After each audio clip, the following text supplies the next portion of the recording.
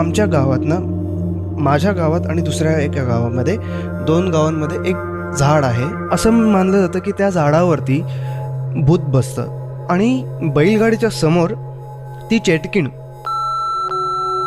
मी light बंद केली तिकडे आणि किचनमध्ये पुन्हा राऊंड मारला आणि हात धुवायला गेलो. मोरीच्या सेक्शनमध्ये हात धुवायला गेलो आणि माझ्या मागे कोणीतरी उभा आहे असं मला जाणवलं. मी मागे वळून पाहतोय तर कोणीच नाही. पळत होता, आवाज नव्हता येत त्या पळण्याचा. आकृती दिसली होती, हाफ आकृती होती ती.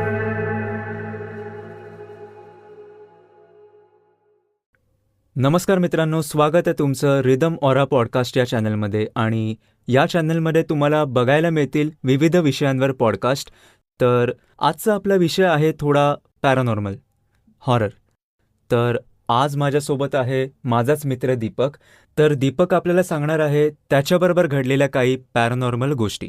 तर दीपक, स्वागत आहे तुझं या चॅनलमध्ये. आणि तुला कसं वाटतंय, आज आपण पहिला एपिसोड शूट करतोय रिदम ऑरा पॉडकास्ट चॅनलचा. तर कसं वाटतंय तुला?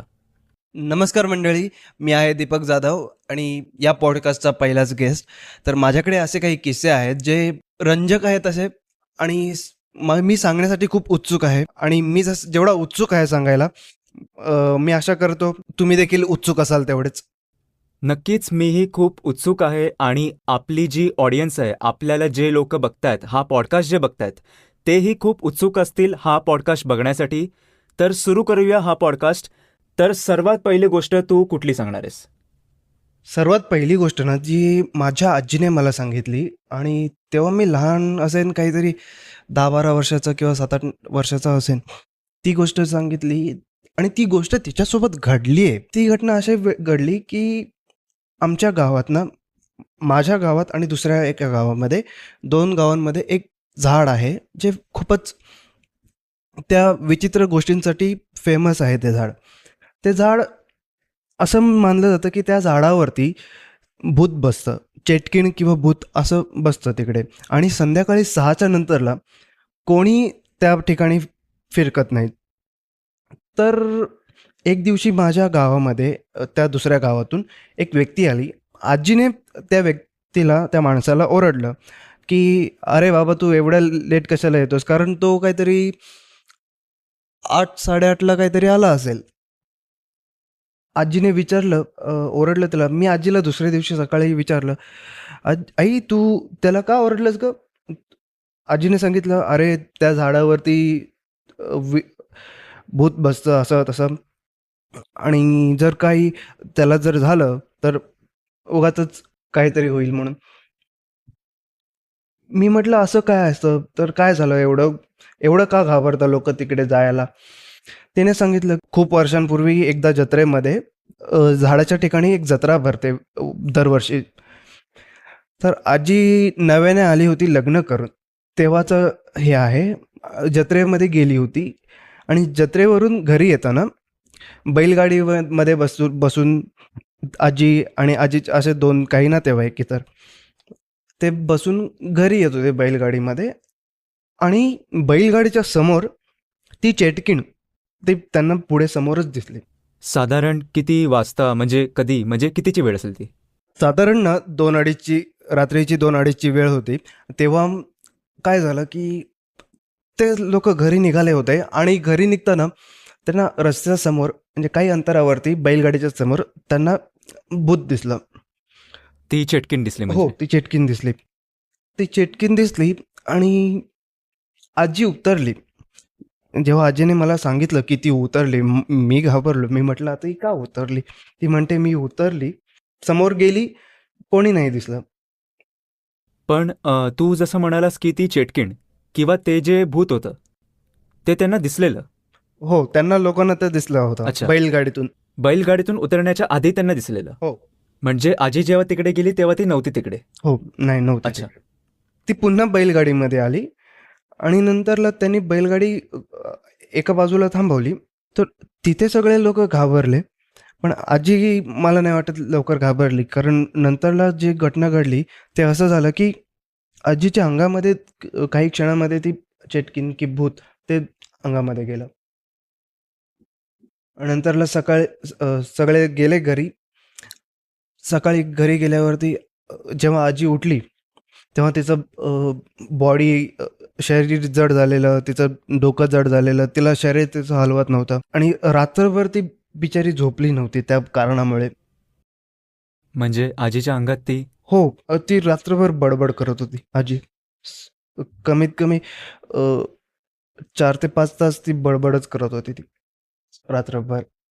ती झोपलीच नाही. सकाळी मग काहीतरी 7-8 वाजता तांत्रिकला बोलावलं. सगळं पाणउतारा वगैरे काढले आणि मग आजी व्यवस्थित झाली.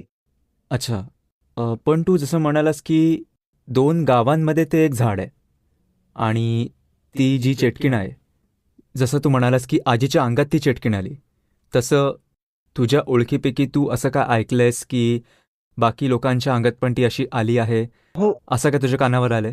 हो, ऐकलेलं आहे ना. आणि मला अजून काही लोकांनी देखील असेच किस्से सांगितलेले आहेत. कारण एकदा ना मुंबईवरून म्हणजे ते अशी मुलं होती जे मुंबईलाच लहानाचे मोठे झालेले असे, पण गावाला काही खूप वर्षांनी गावाला येणार आहे. तर 4-5 जण होते जे कारमधून गावाला येत होते आणि गावाला येताना तो रस्ता लागला त्यांना त्या झाडाचा.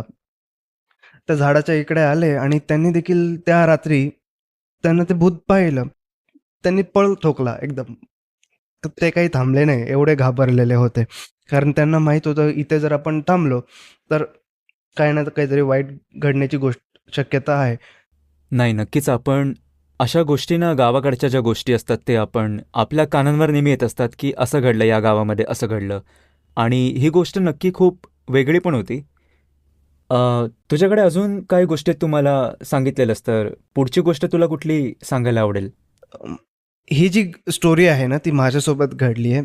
मी एका हॉटेलमध्ये कामाला होतो. ही झालं 3-4 वर्षापूर्वीची गोष्ट आहे. त्या हॉटेलमध्ये मी कामाला होतो आणि मला जबाबदारीचं पद दिलं होतं. माझ्यासाठी हा रोजच्यासारखा दिवस होता. पण ती रात्र जी होती ना, ती रात्र रोजच्यासारखी रात्र नव्हती. कारण काय झालं, असंच मी रेग्युलर जसं मी हॉटेलमध्ये रोजच्यासारखं मी काउंटरवरती बसलेलो होतो आणि मी किती सेल झाला, काय झालं ते सगळं चेक करत होतो. ते चेक करता 11:15 झाले होते. स्टाफ एक-एक करून जेवत करत होता त्यांचं आणि जो काउंटरचा मुलगा होता, तो पण त्याचं जेवण करून झालं आणि 11:30ला त्याने टॅली करायला सुरू केली. मी त्याच्यासोबत बसलोय आणि बाकीचा जो स्टाफ होता म्हणजे शेफ असेल किंवा वेटर वगैरे असतील, ते सगळे रूमवरती निघून गेले जेवण झाल्याच्या नंतरला. सगळं टेबल वगैरे आतमध्ये ठेवून. ते निघून गेले आणि ते निघून गेल्याच्या नंतरला आम्ही दोघं टॅली करत बसलोय. मी त्याचा हिशोब चेक करतोय आणि टॅली करून झाली व्यवस्थित. 12 12:15ला तो काहीतरी निघून गेला. तो निघून गेल्यावरती मी म्हटलं, "आपण एक राउंड मारून येऊया आतमधून किचनमधून आणि काही जर आतमध्ये त्याला कोणी ठेवलं नसेल, काय असेल, तर आपण ठेवूया." मी गेलो आतमध्ये. किचनची लाईट चालू केली. किचनची लाईट चालू केली आणि मला एक ती डाळीचा जो टोप आहे ना, त्याचं झाकण फक्त त्यांनी घासायला ठेवलं नव्हतं, एवढंच. डाळ वगैरे सगळं व्यवस्थित त्यांनी आतमध्ये ठेवली होती. मी मी उचललं ते आणि मी ते जो मोरीचा जो सेक्शन आहे ना, त्या सेक्शनमध्ये ते ठेवलं. मी पुन्हा बाहेर गेलो. मी नंतरला जे आउटसाइड डायनिंग एरिया जो होता, तो त्याच्या लाईट चालू होत्या. त्याच्या लाईट चालू असल्यामुळे मी त्या बंद करायला गेलो आणि जिथे ते लाईट स्विच होते ना, तिथून किचनचा दरवाजा किंवा किचनचं सेक्शन दिसत होतं.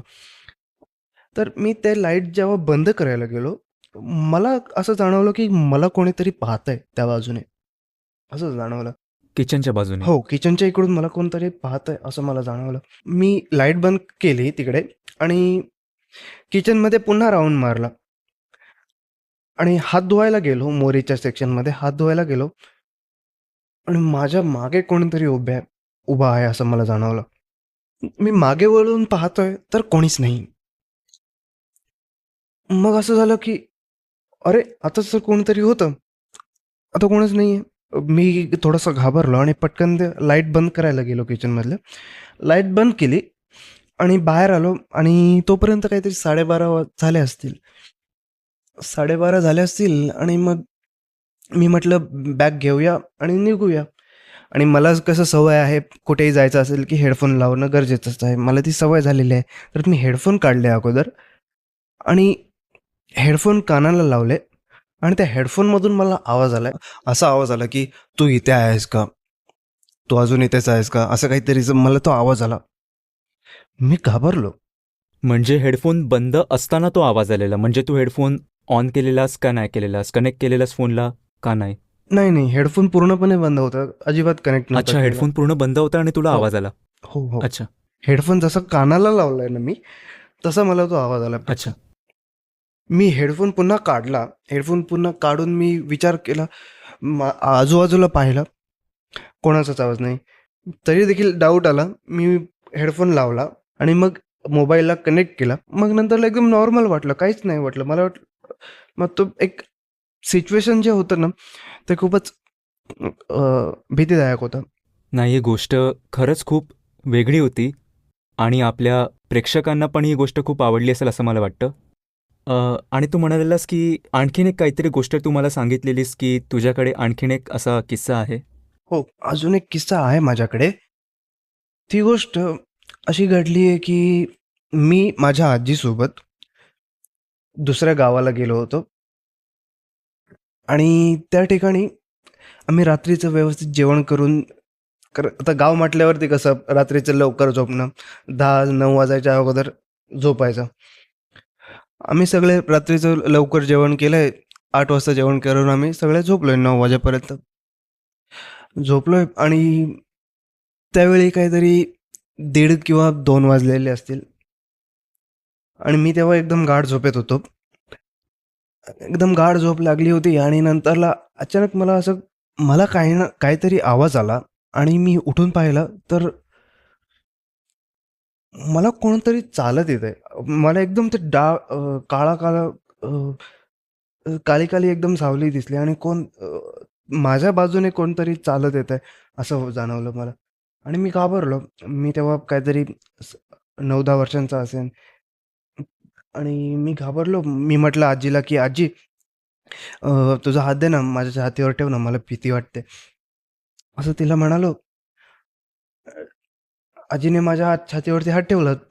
पुन्हा 5-10 मिनिटांनी माझ्या कोणतरी जवळ आलंय आणि बाजूला कोणतरी उभं आहे. बाजूला उभं आहे आणि ते माझ्या डोक्यावरून हात फिरवतंय, असं जाणवलं मला. डोक्यावरून हात फिरवतंय आणि तेव्हा मी आजीला सांगितलं, "आजी थोडं उठ ना. अ, माझ्या छातीवरती हात फिरव ना, मला खूपच भीती वाटते." आजीने तेच माझ्या छातीवरती हात फिरवायला सुरू केलं, कारण मला थोडं बरं वाटेल म्हणून. आणि जेव्हा असं हात फिरवायला तिने सुरू केलं ना, मी एक गोष्ट त्याच्यामध्ये नोटीस केली, की जे कोण तिथं होतं बाजूला उभं राहून माझ्या डोक्यावरून हात फिरवत होता, ते पळताना दिसलं. पण पळत होतं, आवाज नव्हता येत त्या पळण्याचा. पळण्याचा आवाज नाही आला. आवाज नव्हता येत आणि मला उठलोय. मी घाबरलो होतो तरी मी ते उठून थोडंसं म्हणजे असं बिछान्यावर असं टोकावून बघत होतो. तर जाताना मी पाहतोय पण ते. अच्छा, तुला ती आकृती दिसली? हो, आकृती दिसली होती. हाफ आकृती होती ती. अच्छा. अर्धवट बॉडी दिसली होती ती. ती आकृती धावताना दिसली आणि मी घाबरलो असल्याकारणाने मी पटकन चादर अंगावरती घेतली, पूर्ण डोक्यापर्यंत घेतली आणि तसंच मी झोपून गेलो. मला काहीच सुचलं नाही. तर असे काही माझ्यासोबत किस्से घडलेले आहेत, जे खरंच खूप अ, मला असं वेळी म्हणजे असं जाणवलं, की खरंच भूतं किंवा अशा पॅरानॉर्मल ज्या गोष्टी आहेत त्या घडतात आणि असतात असं मला तरी वाटतं. ही गोष्ट लहान असताना तू हो, ही गोष्ट लहान असताना घडली आहे माझ्यासोबत. नक्कीच या गोष्टी खूप अ, वेगळ्या होत्या आणि आपल्या प्रेक्षकांनाही या गोष्टी खूप आवडल्या असतील असं मला वाटतं. तर खरंच दीपक, खूप मजा आली तुझ्याबरोबर बोलून, तुझे हे किस्से ऐकून. तर मित्रांनो, तुम्हाला पण हा पॉडकास्ट जर आवडला असेल तर लाईक करा या व्हिडिओला, शेअर करा, सबस्क्राईब करा रिदम ऑरा पॉडकास्ट चॅनलला आणि भेटूया पुन्हा एकदा नवीन एपिसोडमध्ये. धन्यवाद.